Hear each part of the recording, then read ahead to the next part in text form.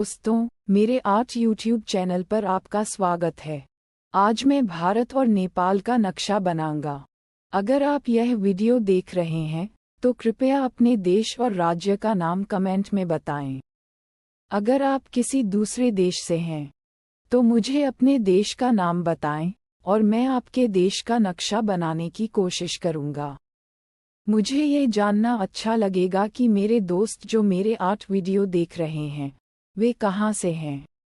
देखने के लिए धन्यवाद। भारत और नेपाल का एक लंबा और परस्पर जुड़ा हुआ इतिहास है जो सांस्कृतिक, धार्मिक और आर्थिक आदान प्रदान से चिन्हित है, जिसने सदियों से उनके समाजों को आकार दिया है।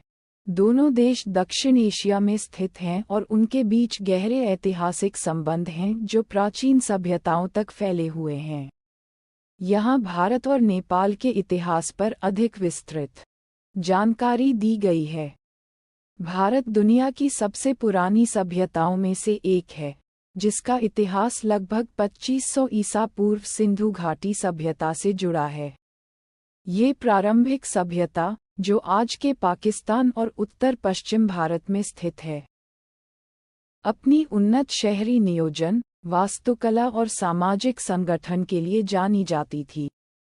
इसके बाद वैदिक काल 1500-500 ईसा पूर्व आया, जिसका नाम हिंदू धर्म के सबसे पुराने पवित्र ग्रंथों वेदों के नाम पर रखा गया। इस युग ने भारतीय संस्कृति, धर्म और सामाजिक संरचना की नींव रखी। चंद्रगुप्त मौर्य द्वारा स्थापित मौर्य साम्राज्य 322-185 ईसा पूर्व भारत का पहला बड़े पैमाने का साम्राज्य था।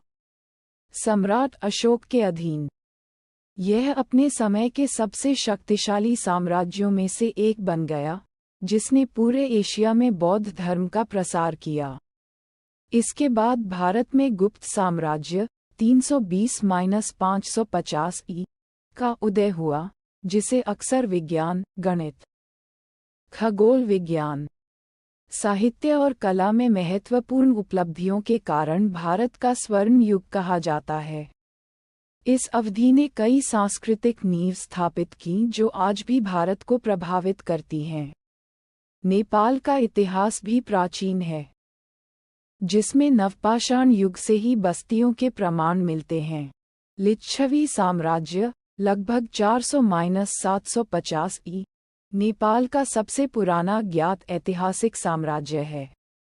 इस अवधि के दौरान इस क्षेत्र में व्यापार, कला और वास्तुकला का उत्कर्ष हुआ, जो भारतीय संस्कृति और बौद्ध धर्म से काफी प्रभावित था। नेपाल सिद्धार्थ गौतम का जन्मस्थान होने के कारण भी महत्वपूर्ण है, जो बाद में 6ठी शताब्दी ईसा पूर्व के आसपास बुद्ध बन गए। नेपाल में बौद्ध धर्म का प्रभाव गहरा रहा है, जिसने देश की समृद्ध सांस्कृतिक और धार्मिक विविधता में योगदान दिया है। गुप्त साम्राज्य के पतन के बाद भारत ने कई क्षेत्रीय राज्यों के साथ विखंडन की अवधि का अनुभव किया। इस्लामी शासन का आगमन 12वीं शताब्दी की शुरुआत में दिल्ली सल्तनत 1206-1526 की स्थापना के साथ शुरू हुआ। इस अवधि में फारसी संस्कृति और इस्लामी वास्तुकला की शुरुआत हुई, जिससे हिंदू और मुस्लिम परंपराओं का एक अनूठा मिश्रण सामने आया। चंगेज खान और तैमूर के वंशज बाबर द्वारा स्थापित मुगल साम्राज्य 1526-1857 ने महत्वपूर्ण सांस्कृतिक और आर्थिक समृद्धि का दौर लाया।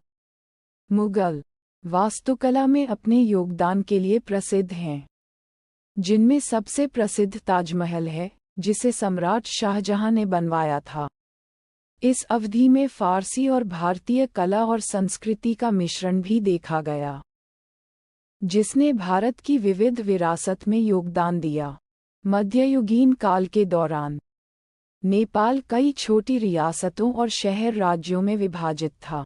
विशेष रूप से काठमांडू घाटी पर 12वीं से 18वीं शताब्दी तक मल राजाओं का शासन था। मल काल अपनी कलात्मक और स्थापत्य उपलब्धियों के लिए जाना जाता है। विशेष रूप से मंदिरों और महलों के निर्माण में, जो हिंदू और बौद्ध प्रभावों के मिश्रण को दर्शाते हैं। ब्रिटिश ईस्ट इंडिया कंपनी ने 17वीं शताब्दी की शुरुआत में भारत पर नियंत्रण स्थापित करना शुरू कर दिया, जिसके कारण 19वीं शताब्दी के मध्य तक ब्रिटिश औपनिवेशिक शासन स्थापित हो गया। भारत ब्रिटिश साम्राज्यवादी नीतियों के अधीन था, जिसने इसके आर्थिक, सामाजिक और राजनीतिक परिदृश्य को नया रूप दिया। महात्मा गांधी और जवाहरलाल नेहरू जैसे लोगों के नेतृत्व में भारतीय स्वतंत्रता आंदोलन ने ब्रिटिश शासन को चुनौती देने के लिए अहिंसक प्रतिरोध और सविनय अवज्ञा का इस्तेमाल किया। भारत को 1947 में ब्रिटेन से स्वतंत्रता मिली, लेकिन इसके कारण देश का भारत और पाकिस्तान में विभाजन भी हुआ, जिसके परिणामस्वरूप महत्वपूर्ण सांप्रदायिक हिंसा और बड़े पैमाने पर पलायन हुआ। स्वतंत्रता के बाद भारत एक धर्मनिरपेक्ष, लोकतांत्रिक गणराज्य के रूप में उभरा और तब से दुनिया की सबसे बड़ी अर्थव्यवस्थाओं में से एक के रूप में विकसित हुआ है। नेपाल औपनिवेशिक काल के दौरान काफी हद तक स्वतंत्र रहा, लेकिन आंतरिक संघर्षों और बाहरी दबावों का सामना करना पड़ा। नेपाल का एकीकरण 18वीं शताब्दी के मध्य में राजा पृथ्वी नारायण शाह के अधीन शुरू हुआ, जिन्होंने कई छोटे राज्यों को एक राज्य में समेकित किया। एकीकरण के इस दौर ने आधुनिक नेपाल का निर्माण किया। 19वीं शताब्दी में राणा राजवंश के उदय से शाह राजतंत्र कमजोर हो गया, जिसने वंशानुगत प्रधानमंत्रित्व स्थापित किया और 20वीं शताब्दी के मध्य तक नेपाल पर वास्तविक तानाशाही के रूप में शासन किया। इस दौरान नेपाल दुनिया के अधिकांश हिस्सों से अलग थलग रहा। 1950 में एक लोकप्रिय आंदोलन के बाद राणा को उखाड़ फेंका गया और राजा त्रिभुवन सत्ता में वापस आए, जिसने नेपाल के संवैधानिक राजतंत्र में परिवर्तन की शुरुआत को चिन्हित किया। नेपाल ने 20वीं सदी के अंत और 21वीं सदी की शुरुआत में महत्वपूर्ण राजनीतिक परिवर्तन देखे, जिसमें 1990 में जन आंदोलन भी शामिल है, जिसके कारण बहुदलीय लोकतंत्र की स्थापना हुई। 1990 के दशक के अंत और 2000 के दशक की शुरुआत में माओवादी विद्रोहियों के नेतृत्व में एक दशक लंबा गृहयुद्ध 2008 में राजशाही के उन्मूलन के साथ समाप्त हुआ और नेपाल एक संघीय लोकतांत्रिक गणराज्य बन गया। भारत और नेपाल के बीच गहरी सांस्कृतिक और धार्मिक समानताएं हैं। भारत में ब्रिटिश औपनिवेशिक शासन ने देश के सामाजिक, आर्थिक, राजनीतिक और सांस्कृतिक परिदृश्य को गहराई से प्रभावित किया। ब्रिटिश ईस्ट इंडिया कंपनी शुरू में व्यापार के लिए भारत आई थी, लेकिन धीरे धीरे सैन्य विजय और कूटनीतिक हेरफेर के माध्यम से अपने नियंत्रण का विस्तार किया। अंग्रेजों ने नई प्रशासनिक प्रणाली, कानूनी ढांचे और शिक्षा नीतियां शुरू कीं, जिनका उद्देश्य पश्चिमी आदर्शों के अनुसार भारतीय समाज को नया आकार देना था। ब्रिटिश शासन के तहत भारतीय अर्थव्यवस्था को ब्रिटिश आर्थिक हितों की सेवा के लिए पुनर्गठित किया गया था। भारत के पारंपरिक उद्योग, जैसे कपड़ा, ब्रिटिश वस्तुओं के पक्ष में नीतियों के कारण गिरावट का सामना करना पड़ा। अंग्रेजों ने भारत के कृषि क्षेत्र का भी शोषण किया। खाद्य फसलों की कीमत पर निर्यात के लिए नकदी फसलों के उत्पादन को बढ़ावा दिया, जिससे अक्सर अकाल पड़े। 20वीं सदी की शुरुआत में, खासकर प्रथम विश्व युद्ध के बाद भारतीय स्वतंत्रता आंदोलन ने गति पकड़ी। इस आंदोलन में भारतीय समाज के सभी वर्गों की व्यापक भागीदारी देखी गई, जिसमें महात्मा गांधी जैसे नेताओं ने ब्रिटिश शासन के खिलाफ अहिंसक प्रतिरोध और सविनय अवज्ञा की वकालत की।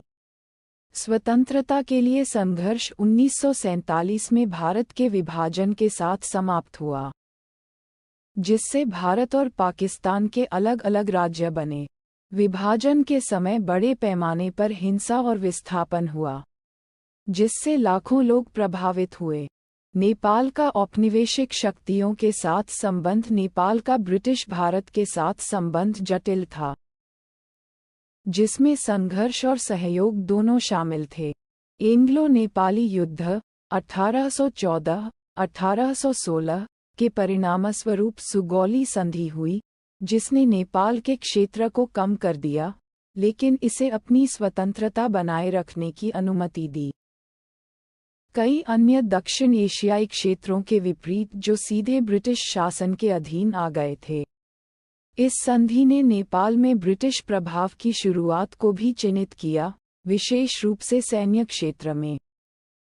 ब्रिटिश सेना में गोरखा सैनिकों की भर्ती नेपाल ब्रिटिश संबंधों का प्रतीक बन गई।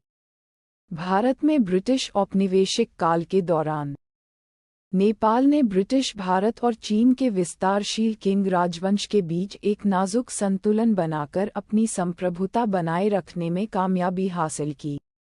नेपाल के राणा शासकों ने, जिन्होंने 19वीं शताब्दी के मध्य में नियंत्रण संभाला, ब्रिटिश रणनीतिक हितों के साथ जुड़कर नेपाल की स्वायत्तता सुनिश्चित करते हुए ब्रिटिश समर्थक रुख बनाए रखा।